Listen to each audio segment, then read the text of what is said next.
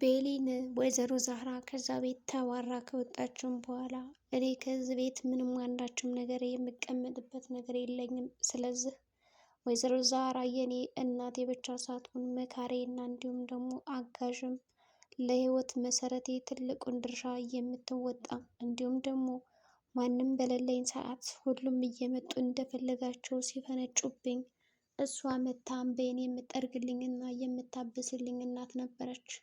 አንተም ቢሆን እዚህ ቤት መጥቼ በነበረበት ሰዓት ብዙ ነገሮችን ተናግረኛል አቶ አምነን። እና እዚህ ቤት እሷ ከወጣች ምንም የሚቀመጥበት አንዳችን ምክንያት አልነበረኝም። ገና ከመጣው ጀምሮ የዛኔ የሚስትነት ምርጫውን ውድቅ እንዳደረግከው ቀን ጀምሮ ይህንን ቤት እኔ ለቅቄ መሄድ ፈልጌ ነበረ። ታዲያ ወይዘሮ ዛህራ እንዲሁም ደግሞ እናቴ ዛህራ በጣም ብዙ ነገሮችን በመከረችኝ እንዲሁም ደግሞ አንዳንድ በምትነግረኝ ተረት ተረቶች መካከል የሰው ልጅ ምን ያክል መፈተን እና ከባድ ነገሮችን ማሳለፍ እንዳለበት ነግራኝም ነበረ። በዛ ምክንያት አይዞሽ ልጅ ነገ ሌላ ቀን ነው እያለች እንግዲህ በጣም ብዙ ተስፋዎችን እየሰጠችኝ ከዛም ቀስ በቀስ አንተን እንድቀርብህ እና የሚያስፈልገን ነገር ደግሞ እንዳዘጋጅልህ በተለይ ደግሞ ጓደኝነታችን እንዲቀጥልና ምንም እንዳይቋጭ አድርጋ በእኔና በአንተ መካከል ያለውን የፍቅር ግንኙነት ትልቅ አድርጋ ለማስኬድ እንዲሁም ደግሞ ለማስቀጠል ብዙ ነገሮችን አድርጋልኝ ነበረ። ግን አንተ አሁን በቀላሉ እና ውጭልኝ አልካት አይደለም። ተጠቅመህ ስታበቃ ጉልበቷንና ምግቧን እንዲሁም ደግሞ ይህን ያክል ዓመት እዚህ ቤት ቆይታ ሰርታ በቀላሉ እና ውጭልኝ እንዴት ደፍረህ ትናገራታለህ? በእርግጥም ወይዘሮ ሰማል ይህንን ነገር አይታ ቢሆን ኖሮ በጣም ታዝንብ ነበረ። ወይዘሮ ሰማል እኮ ልክ እንደ ጓደኛዋና እንደ እህቷ ነበር የምታያት። አንተ ግን እንደ ቤት ሰራተኛ በቀላሉ ነይ ውጭልኝ ጓሽን ጠቅልለሽ ቁጭ በማለት እንግዲህ አባረርካት አይደለም።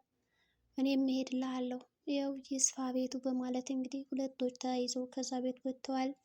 እናት ዛህራ እባክሽ ቤሊን እኔ ምንም መውደቂያም ሆነ መጠጊያም የለኝም። አሁን ራሱ የሚሄደው ከጓደኛዬ ቤት ነው ለተወሰነ ጊዜ። እኔ በጣም ምስኪን ድሃ ነኝ።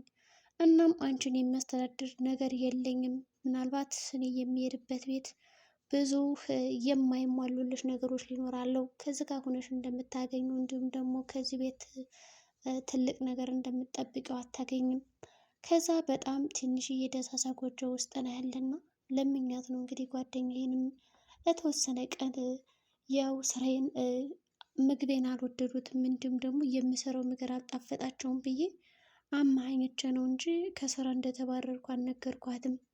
በእርግጠኝነት ከስራ እንደተባረርኩ ብታውቅም ጓደኛዬ ግን እዛ ቤት የምታስቀምጠኝ አይመስለኝም። እና ምንም አይነት ገንዘብ ስለሌለኝ ደግሞ አታኖረኝም። ስለዚህ ቤሊን አትሂድ ብላ ለመነቻት። እሷ ግን በጭራሽ አይሆንም በማለት ተከትላት ሄደች። አምነንም እንግዲህ ይቅርታ ቤሊን አትሂጂ እያለ እግሯ ስር ወድቆ ማልቀሱን ጀመረ። ቤሊን እኔ አይመለከተኝም፣ ይቅርታ የምትጠይቃት እኮ ወይዘሮ ዛህራን ነው እንጂ ምንም አላደረከኝም።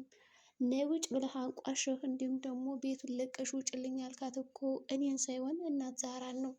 እናት ዛህራ ደግሞ እንደዚህ አይነት ነገር የሚገባት ሰው አይደለችም። ስለዚህ ይቅርታ መጠየቅ ካለብን እናት ዛህራን ጠይቃት።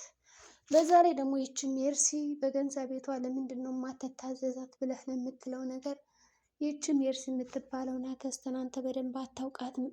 ብታይ እኮ እናት ዛህራ እንዴት እንደምታሰቃያት በዛ ላይ ታውቃለህ። እናት ዛህራ ሁሉንም ሰው እሺ ብላ ነው የምትታዘዝ እንጂ እምቢ ብላ ከሰው ሰው አትመርጥም፣ አታዳላም በማለት ቤሊን አምነንን ተናገረችው። አምነንም የመጣሽውን ልታገለግይ እስከሆነ ድረስ ከዚህ ቤት ወደሽ ሲሆን በግድሽ ተቀምጫለሽ በማለት ቤሊንን በጥፊ ያጮላታል። ቤሊን በዚህ ሰዓት እንግዲህ አሁን ሳበዛው እስካሁን ዝም ብዬ ታግሼ ነበር በማለት እንግዲህ አቶ አምነንን በጥፊ ይዛ ታጮለዋለች። በዚህ መካከል እንግዲህ ከመላ ሰው ፊት ለፊት ለምንድን ነው የምትደበድበኝ በማለት በጣም ይናደዳል። በተለይ ደግሞ ጀሪ እንዲሁም ደግሞ ሴቶቹ በተሰበሰቡበት ነበር በጥፊ የተደበደበው። እና መላ ውስጥ ገብቷል።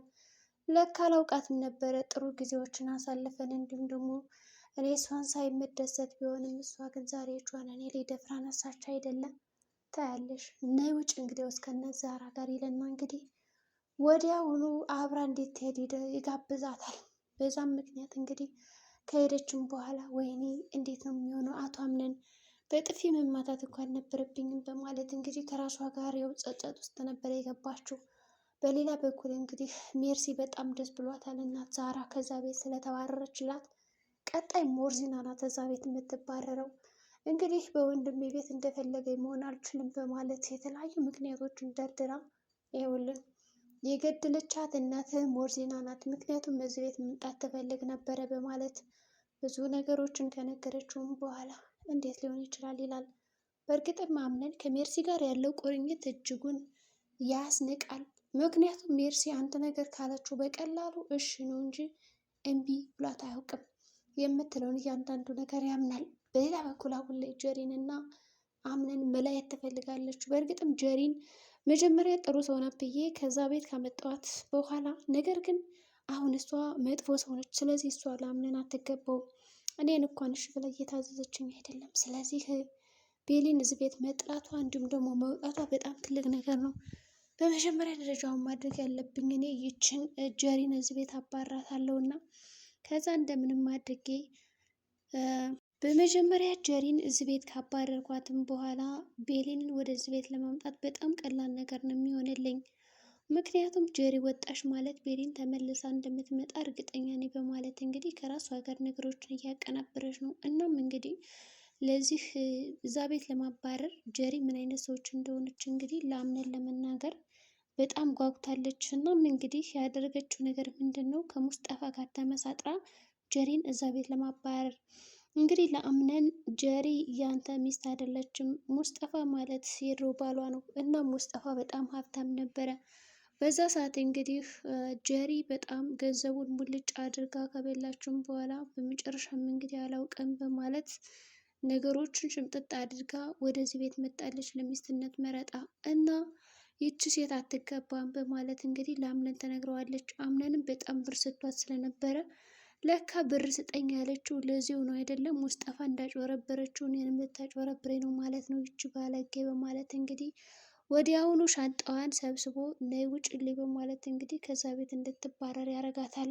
ምክንያቱም አምነን በጣም ስሜታዊ ሆኖ ነገሮችን ስለሚወስን እንዲሁም ደግሞ በቀላሉ ከዛ ቤት እንድትወጣ አድርጎታል። ቤኒን ጥለው ስለሄደች ተናዶባት ስለነበረ በንዴት እንዲሁም ደግሞ በእልህ ውስጥ ሆና ከነገረችው ሜርሲ እንደሚያባራት ጀሪን እርግጠኛ ነበረች። ስለዚህ ጀሪ ነይ ውጭ ማለት እንግዲህ እዛ ቤት ያባራታል። ጀሪ ምንም ባላሰበችው ነገር ደስ ብሏት እንግዲህ ተደስታ ሳትጨርስ ማለት ነው አጅሪት እዛ ቤት ወጣችልኝ ብላ እሷም እንግዲህ ተከታትላ ወጣች። የሰጠውሽን ብር እያንዳንዱ 500 ሺውን ተመልሻለሽ የሚል ጥያቄም ሰጥቷታል። ምንድን ነው አምነን እኔ እኮ ሚስት ነኝ፣ ለምንድን ነው እንደዚህ የምታደርገኝ?